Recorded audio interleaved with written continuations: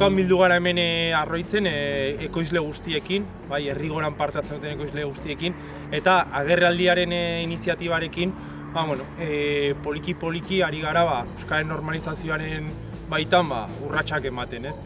Ordune, gaur bilera orokor bat izan dugu haiekin eta proposamena izan da edo egitasmo bat burutuko dugun non ekoizle guztie 2023tik aurrera euskara planak garatuko dituzte. Agerraldiari bere helburu horietara iristeko, dela euskara agertzonaldean normalizazioa izatea, ekoizlekin egin dugun hau sekulako urrats bezala markatzen dugu, ez? Bueno, pues hemos empezado con el plan del euskera y bueno, pues aplicando algunas cositas y algunas correcciones que teníamos. Pues bueno, pues yo creo que los documentos que manejamos, las facturas, los albaranes, pues no sé si estaban bien puestos, los hemos puesto bien, hemos hecho la tienda online también en bilingüe, que creo que la hemos hecho nueva y bueno, pues ahí estamos dando pasitos poco a poco pues para implementarlo. Bueno, ya en realidad es porque algo que también ya lo sentimos como nuestro propio, ¿no? Y que lo hemos defendido durante muchos años y la verdad es que joder, pues lo que te ayuda es un poco pues el apoyo de Rigora a implementarlo, ¿no? Porque si no, pues el día a día nos puede y nos tenemos que dedicar a lo que nos tenemos que dedicar, a producir los alimentos y bueno, pues la ayuda esta desde luego es un buen punto de partida para implementar algo y de una forma tranquila, pero con firme paso, sostenida. Gaur egindan bilera honetan horren berri eman da, ekoizle batzuk igual adierazi dute, nahi dutela zerbait egin, interesa hori erakutsi dute. Orduan, ikusiko dugu, hemendik eta urte amaiera bitartean edo, zeintzuk dian 8-10 ekoizle horiek, eta hasiko gineke pixka beraiekin bakoitzan egoera aztertzen, beharrak aztertzen, eta beraiekin batera helburuak, lehentasunak eta markatzen eta ekintzaileek aurrera ematen.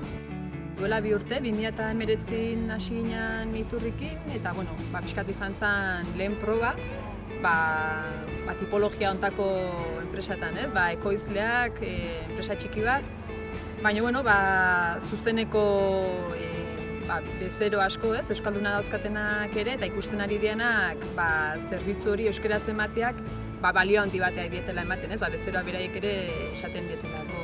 Orduan, ikusi genitun motibatuta zeudela beraiek, eta pixka beraiei laguntzen, azkenean diagnostiko moduko bat, pixkat ikusi zein zan Iturriren egoera, eta bai errotulei daukionez, dokumentazioei daukionez, web orria eta gainontzeko euskarrik, erabiltzen zituztenak pixka beraien zerbitzu emateko, ze hizkuntzetan zeuden eta beraiekin batera jartzen lehentasunak zer jarri behar zen euskeraz, elebitan eta bar.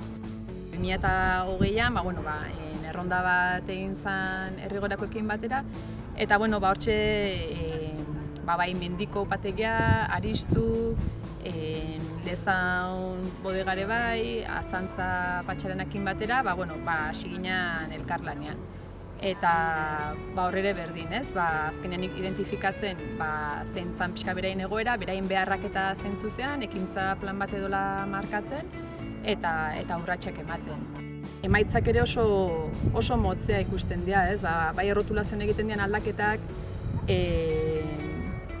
inpaktu handi bat daukatela iruditzen gure baita, azkenean badidez hemen Arronizen Iturri kontserbak orain egin duen pabelloi handi batean ikustea Iturri kontserbak handiz idatzita, euskaraz idatzita, kanpotik datorren batentzako ere hortxe da, euskara bere presentzia hartzen du, esan bezala olako eremu batean, A día de hoy se ve cada vez más el euskera, cosa que igual hace 10 años localidades de la Ribera como San Adrián no veías ningún cartel en euskera, y así como ahora se empieza a ver cartelería en euskera por la carretera, por organismos públicos, ya es el momento de integrarlo también en la empresa.